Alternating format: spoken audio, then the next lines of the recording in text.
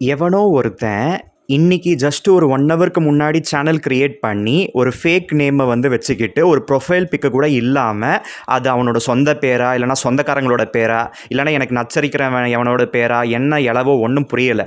சரியா? இந்த மாதிரி வந்து ஒரு சேனல் கிரியேட் பண்ணி எனக்குன்னே மென்டல் டார்ச்சர் கொடுக்கறதுக்குன்னே இந்த மென்டல் கிளம்பி வந்து கமெண்ட் வைக்க ஆரம்பிச்சிருச்சு. அதில் பாருங்கள், ப்ரூஃப் முதற்கொண்டு நான் போட்டு வச்சுருக்கேன். 1 ஹவர் பிஃபோர் வந்து சேனல் ஓப்பன் பண்ணியிருக்கான்.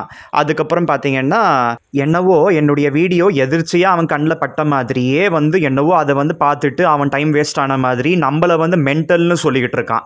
ஒருத்தன் மென்டலாக இருந்தால் வெளிநாட்டுக்கெல்லாம் போயிட்டு அதுவும் வாத்தியார் தொழில் வந்து செஞ்சுக்கிட்டு வரமாட்டான். எத்தனையோ பேர் இங்கவே வந்து 100 ரூபாய் 200 ரூபாய்க்கெல்லாம் எத்தனையோ தேவையில்லாத தொழிலெல்லாம் கூட செஞ்சுக்கிட்டு இருக்கானுங்க. அதெல்லாம் தெரிஞ்சவனாக தான் இருப்பான் இவனும். அந்த மாதிரி எனக்கு கஷ்டம் வந்து கடவுள் என்றைக்கும் கொடுத்ததில்லை, கொடுக்கவும் மாட்டார். இந்த மாதிரியெல்லாம் கமெண்ட்ஸ் வச்சா கண்டிப்பாக நம்மளோட ப்ரொஃபைலை கிளிக் பண்ணி பார்ப்பாங்க. அதில் நம்மளோட டீட்டெயில்ஸ் எல்லாம் தெரிய வரும். கண்டிப்பாக நம்மளோட வண்டவாளம் எல்லாம் தண்டவாளம் ஏறும்ன்றது இந்த மாதிரி ஆளுங்களுக்கு புரிய மாட்டேங்குது. பாருங்களேன், டைரெக்டாக பிரச்சனை பண்ணது போக இந்த மாதிரி இன்டைரக்டாக சோஷியல் மீடியாவில் இந்த மாதிரி ஃபேக் ஐடிஸை வச்சுக்கிட்டு இந்த மாதிரி ஒரு பொட்டை வேலை பார்க்குறதுக்கு இவனுங்களுக்கெல்லாம் எப்படி தான் மனசாட்சி வந்து இடம் கொடுக்குதுன்னு தெரியலையே. ஒரு ஆம்பளையாக இருந்தால் இந்த மாதிரி ஒரு புறம்போக்கு வேலை பார்க்குறதுக்கு எவனும் வந்து தயாராக மாட்டான். இப்போ தெரிய வருது எதனால் எத்தனை பேர் வந்து இந்த மாதிரி சோஷியல் மீடியாலெல்லாம் எவன்கிட்டயோ போய் மாட்டிக்கிட்டு அவங்ககிட்ட வந்து தேவையில்லாமல் வந்து சிக்கி தவிக்கிறாங்க, அந்த மன உளைச்சலில் வந்து சூசைட் பண்ணிக்கிறாங்கன்னு. இந்த மாதிரி ஒரு சில இங்கே பண்ணாடைங்க இந்த மாதிரி வந்து மென்டல் டார்ச்சர் கொடுக்க ஆரம்பித்தாங்கன்னா அந்த மாதிரி பிளாக்மெயிலில் ரொம்ப சென்சிட்டிவாக இருக்கவங்க, ரொம்ப இம்மெச்சூர்டாக வந்து திங்க் பண்ணுறவங்க, அவங்களால வந்து ஒன்றுமே சாதிக்க முடியாதுன்னு ஆல்ரெடி மன உளைச்சலில் உட்காந்துக்கிட்டு இருக்கவங்க, இந்த மாதிரி வந்து ஏகப்பட்ட ப்ராப்ளம்ஸ் இருக்கவங்களுக்கு இந்த மாதிரி சின்ன சின்ன பிரச்சனைலாம் கூட பெரிய பிரச்சனையாக தெரியும். அந்த மாதிரி பிரச்சனையை வந்து மனசுல போட்டு போட்டு போட்டு போட்டு காயப்படுத்தி அவங்களுக்கு என்ன பண்ணிக்கிறதுக்குன்னு தெரியாம ஒரு நாள் வந்து இல்லைனா ஒரு நாள் வந்து சூசைட் பண்ணிப்பாங்க. அந்த மாதிரி நானும் சூசைட் பண்ணிக்கணும்னு நினைக்கிறானுங்களா என்ன எளவும் ஒண்ணுமே புரிய மாட்டேங்குது. பிச்சைக்கார நாய்ங்களுக்கு என்னதான் வேணும்னு தெரியலையே. அந்த வீடியோ போடுறப்பவே எனக்கு மனசாட்சி என்ன தெரியுமா சொல்லுச்சு, கண்ட நாய்களை பற்றி பேசி உனக்கு ஒரு பைசா பிரயோஜனம் கிடையாது. இன்னொரு மனசாட்சி என்ன தெரியுமா சொல்லுச்சு, பைசாக்காக நீ என்றைக்கும் வந்து வாழ்ந்தது கிடையாது. You are not a money minded person as others think about you. அதனால் நீ நாட்டுக்கு எல்லா நல்லது கெட்டதையும் வந்து சொல்லி புரிய வைக்கணும். யார் பார்க்குறாங்களோ இல்லையோ அதில் ஒரு நல்லவன் கூட இதை பார்த்தான்னா கண்டிப்பாக அவன் சுதாரிச்சுப்பான், அவனோட வாழ்க்கை நல்லபடியாக போகும்ன்ற ஒரு நல்ல எண்ணத்தினால தான் இந்த மாதிரி வீடியோஸ்லாம் நான் போட்டுக்கிட்டு இருக்கேன்.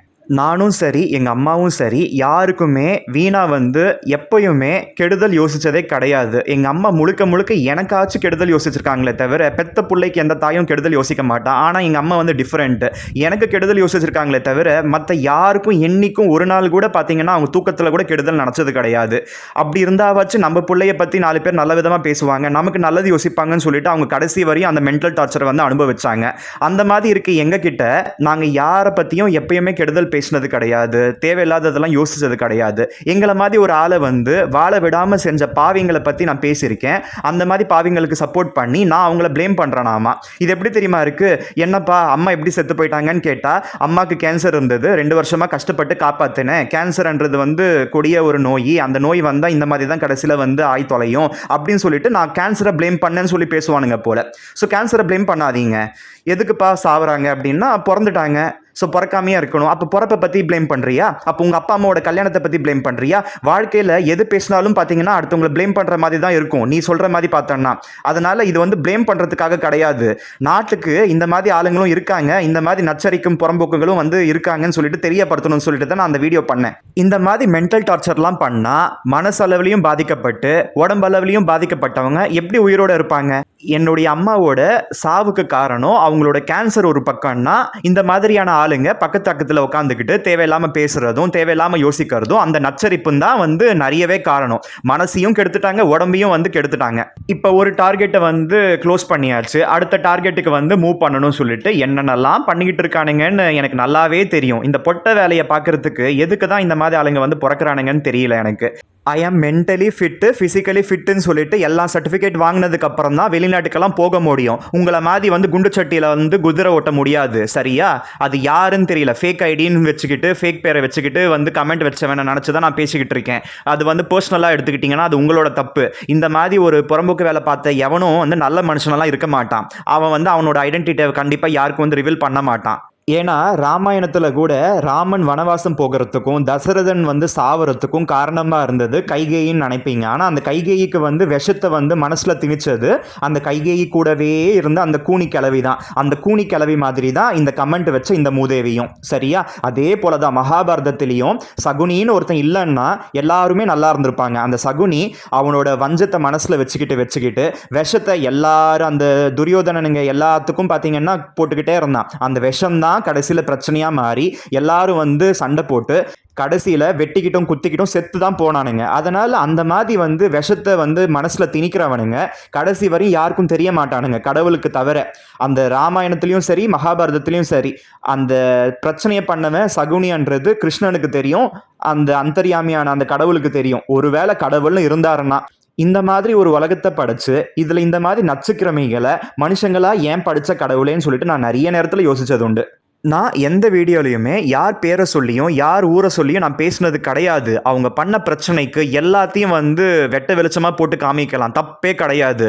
என்னை வந்து இந்த மாதிரி தாக்கியிருக்காங்க, எனக்கு எவ்வளோ பெரிய அவமானம்லாம் நடந்திருக்கு, ஃபிசிக்கலாக அப்யூஸ் பண்ணியிருக்காங்க, மென்டலாக அப்யூஸ் பண்ணியிருக்காங்க, எங்கள் அம்மாவை வாய்க்கு வந்ததெல்லாம் பேசியிருக்காங்க, எங்கள் அம்மா மேலே வந்து தண்ணியெல்லாம் எடுத்து ஊற்றிருக்கானுங்க. இந்த மாதிரி எத்தனையோ பிரச்சனையை எவ்வளவோ பேர் வந்து பண்ணியிருக்கானுங்க.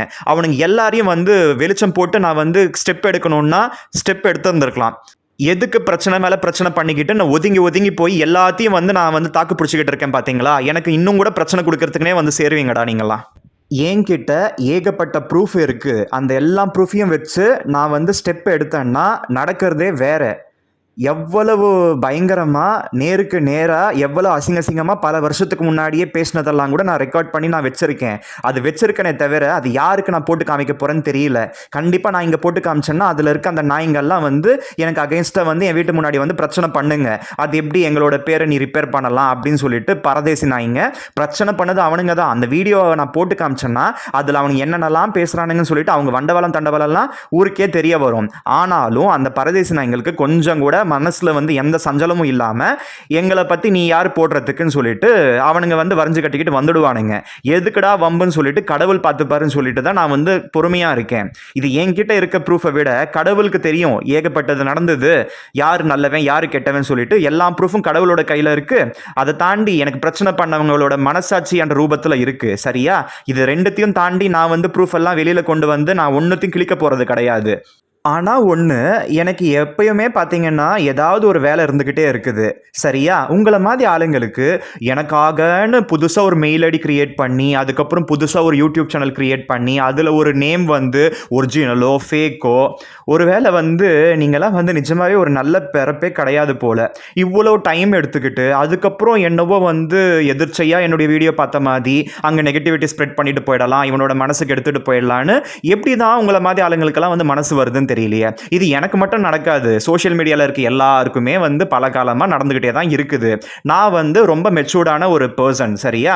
நான்லாம் சிஐடியாக இருக்க வேண்டியவன். ஆனால் அது எதுக்குன்னு சொல்லிட்டு நான் வந்து டீச்சிங் லைனில் இருக்கேன். இந்த மொசப்பிடிக்கிற நாய்ங்களை மூஞ்ச பார்த்தாலே தெரிஞ்சுக்கலான்ற மாதிரி தான் நான் வாழ்ந்துக்கிட்டு இருக்கேன். நான் சின்ன வயசுலேருந்து நான் தன்னந்தனியாக நான் கஷ்டப்பட்டு நான் உழைச்சி நான் முன்னுக்கு வந்திருக்கேன். எத்தனை பேரை நான் பார்த்துருப்பேன். என்னை பார்த்தாலே பயப்படுவானுங்க. நான் ஸ்கூலில் இருந்தப்பவும் சரி காலேஜில் இருந்தப்பையும் சரி என்கிட்ட பணபலம் கிடையாது, என்கிட்ட ஆள் பலம் கிடையாது. ஆனால் என்னை பார்த்தாலே பார்த்தீங்கன்னா எவ்வளோ பெரிய ஆளுங்களும் அப்படியே நடுங்கி போயிடுவானுங்க. அது எதனாலன்னு சொல்லிட்டு இன்னைக்கு வரையுமே என்னால் புரிஞ்சுக்க முடியல. அதனால் ஒரு நல்லவனை பார்த்தா தப்பு செஞ்சவன் எல்லாருக்குமே வந்து கதி கலங்கிடுமா? அது வந்து நான் கண் முன்னாடி நான் நிறைய நேரத்தில் நான் பார்த்துருக்கேன். சரியா? ஆனால் என்னையும் அசைச்சு பார்க்கணும், என் மனசையும் கெடுக்கணும்னு சொல்லிட்டு இந்த மாதிரி ஆளுங்க வந்து கிளம்பி வரீங்களே, ஒன்றா ரெண்டா ஆயிரக்கணக்கான ஆளுங்க வந்து எனக்குனே வந்து சேர்றீங்களே, எதுக்குடா இப்படியெல்லாம் இருக்கீங்க? நான் எப்படியாப்பட்டவன்னு கண்டிப்பாக உன் மனசாட்சியை ஒரு 5 நிமிஷம், கடவுளை நீ கும்பிடுவியோ கும்பிட மாட்டியோ தெரியாது, உன் மனசாட்சியை வந்து நீ நினச்சிப்பாரு. இவன் வந்து நல்லவனா கெட்டவனான்னு நீ நினச்சிப்பாரு. கண்டிப்பாக நான் கெட்டவன்னு சொல்லிட்டு உன் மனசாட்சி சொல்லிடுச்சேன்னா நான் பிறந்ததுக்கு ஒரு அர்த்தமே இல்லை. என்ன மாதிரி ஆளுங்களை வந்து கடவுள் ஏதோ ஒரு உத்தேசத்துக்காக தான் வந்து பிறக்க வைப்பார் போல். ஏன்னா 2015 நான் இந்த ஜனங்களெல்லாம் பார்த்து மனசு வெம்பி எங்கள் வீட்டில் எங்கள் அம்மா கிட்ட எல்லாத்தையும் நான் புலம்புனா கூட எங்கள் அம்மா என்னை இன்னும் கூட ட்ரிகர் பண்ணி என்னை எமோஷனல் டேமேஜ் ஆக்கி என்னை வந்து சூசைடுக்கு வரையுமே கொண்டு போயிட்டாங்க. நான் அந்த சூசைட் தாட்ஸில் நான் நிறைய நேரத்தில் வந்து நான் சூசைடுக்கெல்லாம் நான் அட்டெம்ப்ட் பண்ணியிருக்கேன். ஆனால் அந்த மாதிரி நேரத்துலையும் கண்ட நாய்ங்கெல்லாம் சிரிச்சுக்கிட்டோம், கண்டதையும் யோசிச்சுக்கிட்டோம், கண்டதையும் பேசிக்கிட்டு அலையுதுங்களே, நீ எல்லாம் இருந்து சாதிக்க வேண்டியவதான்னு சொல்லிட்டு 2015 செகண்டில் எனக்கு மனசாட்சி வந்து சொல்லுச்சு. அதுக்கப்புறம் நான் எவ்வளவோ அச்சீவ் பண்ணியிருக்கேன். இன்றைக்கி என்னால் எத்தனையோ பேர் வந்து பிரயோஜனப்படுறாங்க. நான் டீச்சிங்கில் ஆயிரக்கணக்கான பேருக்கு எத்தனையோ நாட்டில் இருக்க எல்லா நேஷ்னாலிட்டிக்கும் நான் வந்து நடத்திருக்கேன். என்னால் அவங்க மாதம் லட்சக்கணக்காக சம்பாதிக்கிறாங்க. என்னால் அந்த நாலேஜை வந்து அவங்களால கெயின் பண்ண முடியுது. என்னால் என்னுடைய யூடியூப் வீடியோஸில் இருக்க அந்த எஜுகேஷனல் கண்டென்ட்ஸ் எல்லாம் நிறைய பேர் வந்து யூஸ் பண்ணிக்கிறாங்க. ஃப்ரீ ஆஃப் காஸ்ட்டில் வந்து நான் ப்ரொவைட் பண்ணிக்கிட்டு இருக்கேன். இது எல்லாமே சர்வீஸ் தான். ஒருவேளை நான் அன்றைக்கே நான் செத்துருந்தேன்னா கண்டிப்பாக இதெல்லாம் சாத்தியமாக இருந்திருக்காது. கடவுள் வந்து என்னையும் வந்து படைச்சிருக்காருன்னா எனக்கான அந்த வேலையும் பார்த்தீங்கன்னா கண்டிப்பாக கடவுள் வந்து ஏதோ என்னுடைய விதியில் எழுதி வச்சிருப்பார். அதுக்கேற்ற மாதிரி தான் நான் வந்து ப்ரொசீட் ஆகிட்டு இருக்கேனே தவிர உங்களை மாதிரி ஆளுங்கள்லாம் வந்து தேவையில்லாமல் யோசிக்கிறதுனால பேசுறதுனால இந்த மாதிரி கமெண்ட்ஸ் வைக்கிறதுனால நான் என்னுடைய விதியை வந்து நான் மாற்றிக்க போகிறது கிடையாது. ஆனால் ஒன்று, நம்ம விதி எந்த அளவுக்கு மோசமாக கடவுள் எழுதி வச்சுருந்தாலும் நம்மளோட மதியால் வெல்லலாம். நம்மளோட ஒரு நல்ல அறிவு, தெளிந்த அறிவு, நிம்மதியான ஒரு சிந்தனை, யாருக்கும் கெடுதல் செய்யாத நல்ல நோக்கம், இந்த மாதிரி எல்லாமே பார்த்திங்கன்னா ஒரு மனுஷனை வாழ வைக்கும். ஆனால் ஒரு பொறாமை, போட்டி, வஞ்சம், வேதனை, ரோதனை இதெல்லாம் மனசில் தாங்கிக்கிட்டே இருந்தால் கண்டிப்பாக முன்னுக்கு வர முடியாது. எவ்வளவு தெரியுமா முள்ளுங்க, என் பாதை முழுக்க வந்து எத்தனையோ பேர் போட்டுக்கிட்டே தான் இருக்கீங்க இன்றைக்கி வரையுமே. ஆனால் அந்த முள்ளுகளை வந்து என் காலில் வந்து எத்தனையோ முள் ஏற அதெல்லாம் நான் பிடுங்கி போட்டுட்டு அந்த காயத்தோட அந்த காயம் இன்னும் கூட ஆறாது, அதுக்கப்புறம் இன்னொரு முள் குத்தும். இந்த மாதிரி தான் நான் என் வாழ்க்கையை கடைசி வரையும் நான் கொண்டு போய்கிட்டு இருக்கேன். எவ்வளோ கஷ்டமான ஒரு சூழ்நிலையில் நான் வாழ்ந்துக்கிட்டு இருக்கேன்றது புரிஞ்சுக்கோங்க. தயவு செஞ்சு என்னை வந்து இன்னும் கூட கையப்படுத்தாதீங்க, கஷ்டப்படுத்தாதீங்க. இந்த மாதிரி கமெண்ட்ஸ் வச்ச புண்ணியவா எவன் தெரியல, அவன் பாவப்பட்ட ஜென்மமாகவே இருந்துட்டு போட்டும். ஆனாலும் நான் வந்து புண்ணியவான் தான் சொல்கிறேன், சரியா? இதிலிருந்தே தெரிஞ்சுக்கலாம் என்னுடைய கேரக்டர் என்னன்னு. அந்த புண்ணியவானுக்கு நான் சொல்லிக்கிறேன், இதெல்லாம் விட்டு போட்டு உங்கள் வேலை எதாவது இருந்தால் அதை போய் பாருங்கள். அப்படி இல்லைன்னா குடும்பத்தை காப்பாற்றுறதுக்கு என்ன வழின்னு உட்காந்து யோசிங்க. அடுத்த ஸ்டெப் எடுத்து வாழ்க்கையில் முன்னுக்கு வரதை பாருங்கள். என்னுடைய வாழ்க்கையை நீ கெடுத்து உனக்கு ஒன்றும் ஆக போகிறதில்ல, யாருக்கும் ஒன்றும் ஆக போகிறதில்ல. இந்த மாதிரி ஃபேக்காக இருக்கிறத நிறுத்து. உன் மனசாட்சியை வந்து நீ வந்து ஃபாலோ பண்ணு. மனசு நல்லது சொல்லும் உனக்கு. நீ மனசை ஃபாலோ பண்ண மாட்டேன், எல்லார் கூடயும் வந்து சேர்ந்துக்கிட்டு நான் கெட்டு குட்டிச்சவராக போவேன்னா நீ கெடுறியோ இல்லையோ, எங்களை மாதிரி நல்லவங்க வந்து உங்களை மாதிரி ஆளுங்களால் கெட்டு குட்டிச்சவராக போகிறோம். நான் ஆல்ரெடி என்னுடைய அம்மாவை இழந்து போய் நான் தவிச்சுக்கிட்டு இருக்கேன். அந்த இழப்பு பெரிய இழப்பு. மேலே இன்னும் கூட கஷ்டப்படுத்தாதீங்க, மனசை காயப்படுத்தாதீங்க, ரணமாக்காதீங்க. தயவு செஞ்சு நான் வந்து ஒரு ரெக்வஸ்ட்டாகவே நான் இதை வந்து வச்சுக்கிறேன், சரியா? இவ்வளவு கிளாஸ் எடுத்தும் கடைசியில் இந்த வீடியோ கீழே கமெண்ட்ஸ் வைப்பேன்னு சொல்லிட்டு எவனாவது கிளம்பி வருவானுங்க பாருங்களேன். இதுதான் விடிய வந்து ராமாயணம் கேட்டு சீதைக்கு ராம சித்தப்பேன்னு சொன்ன கதையாக தான் போகும். அதனால் முட்டாளங்களை வந்து திருத்த முடியாது. அதே போல் இந்த வீடியோவில் வந்து ராமாயணத்தை பற்றியும் மகாபாரதத்தை பற்றியும் நம்ம கண்ணு முன்னாடி பார்க்காததை பற்றியெல்லாம் இவன் பேசிக்கிட்டு இருக்கானே. ஸோ கடவுள் நம்பிக்கை மட்டும்தான் எனக்கு இருக்குது. இந்த மாதிரி அந்த இதிகாசத்துலலாம் ஒரு சில நல்லது இருக்கும். அந்த நல்ல கேரக்டர்ஸ் எல்லாம் நம்ம மனசில் வாங்கிக்கணும். மற்றவங்களாம் என்ன பண்ணுவாங்க, அதில் இருக்க அந்த கெட்ட கேரக்டர்ஸ்லாம் மனசில் வாங்கிப்பாங்க. அது அவங்களோட பிறவி குணம், மேனுஃபேக்சரிங் டிஃபெக்ட்னு தான் நம்ம போகணும், சரியா? அதனால் எனக்கு மதத்துலலாம் நம்பிக்கை கிடையாது. எல்லா மதமும் எம்மதமே, எதுவும் எனக்கு சம்மதமேன்னு சொல்லிட்டு வாழ்கிறது தான் ஒரு நல்ல ஒரு மனுஷனுக்கு அழகு, சரியா? அதனால் நான் மதத்தை பற்றியெல்லாம் பேசுகிறேன்னு நினச்சிக்காதீங்க. நான் மதவாதி கிடையாது. நான் வந்து ஏத்திஸ்ட்னு கூட சொல்லிக்க முடியாது. எனக்கு ரிலீஜன் மேலே நம்பிக்கை இல்லையே தவிர கடவுள் மேலே நம்பிக்கை இருக்குது, அவ்வளோதான். ஸோ கடவுள் ஒருத்தர் கண்டிப்பாக எங்கேயோ இருக்கார், அவரால் தான் இந்த உலகம் வந்து கண்டிப்பாக படைக்கப்பட்டிருக்கும்னு சொல்லிட்டு நான் நம்பிக்கிட்டு இருக்கேன்.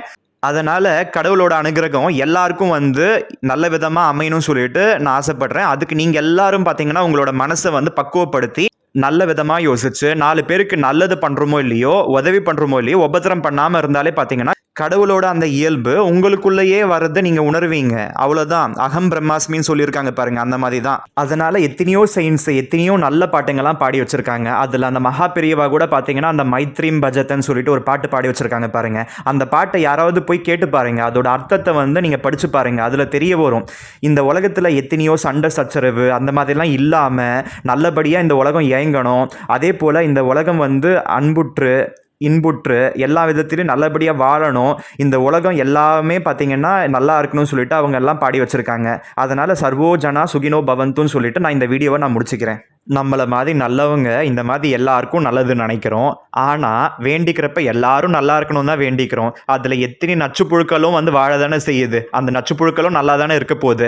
நமக்கு கிடைக்கிற அதே சூரிய ஒளி தான், அதே மழை தான், அதே கஷ்டம்தான், அதே வந்து சந்தோஷம்தான் எல்லாருக்குமே கிடைக்குது. எல்லாருக்குமே ஒரே மாதிரி தான் கிடைக்குதுன்றதுனால தான் எல்லா பாவப்பட்ட ஜன்மங்களும் அவங்களோட பாவத்தை புரிஞ்சிக்காமல் கடைசி வரையும் பாவம் செஞ்சுக்கிட்டே இருக்காங்க. கடவுள் தான் இறங்கி வந்து இந்த மாதிரி நச்சுப்புழுக்கள் எல்லாம் வந்து கொன்னுட்டு நல்லவங்களை வாழ வைக்கணும். அப்படி இல்லைன்னா நல்லவங்க எல்லாம் சேர்ந்து எல்லாரையும் நல்லவங்களா ஆக்க பார்க்கணும். ஒரு சில மதத்துலலாம் பார்த்தீங்கன்னா, எங்கள் மதத்தில் வந்து சேருங்க அப்படி இப்படின்னு சொல்லிட்டு சண்டை சச்சரவாக போட்டுக்கிட்டு இருக்காங்க. அதெல்லாம் கூட பார்த்தீங்கன்னா வீடியோவாக வந்து காமெடியாக வந்து போட்டுக்கிட்டு இருக்காங்க. இதெல்லாம் காமெடி கிடையாதுங்க. இதெல்லாம் நினச்சி பார்த்தா பாவமாக இருக்குது. ஒரு நல்லவன் வந்து எல்லாரையும் நல்லவனாக மாற்றணுமே தவிர கெட்டவங்க எல்லாம் சேர்ந்துக்கிட்டு எல்லாரையும் கெட்டவங்களா மாற்றிக்கிட்டு இருக்காங்க. அதனால் மதத்தில் வந்து எல்லாரும் ஈடுபாடு கொடுக்கறத விட மனுஷனாக வாழ பாருங்க. ஒருத்தன் நல்லவனாக இருந்து அடுத்தவனை நல்லவனாக ஆக்கப்பாரு. நீ கெட்டவனா இருந்து எல்லாரையும் கெடுத்துக்கிட்டு இருக்கிறதுனால உனக்கும் பிரயோஜனம் இல்லை, நாட்டுக்கும் பிரயோஜனம் இல்லை, வீட்டுக்கும் பிரயோஜனம் இல்லை. ஸோ வீடியோவில் சொன்ன எல்லா நல்ல விஷயம் நல்லா வந்து உன் மனசுக்கு போயிருக்குன்னு சொல்லிட்டு கமெண்ட் வச்ச அந்த டேஷ் பயலுக்கு நான் வந்து கடைசியில் சொல்லிக்க விரும்புகிறேன்.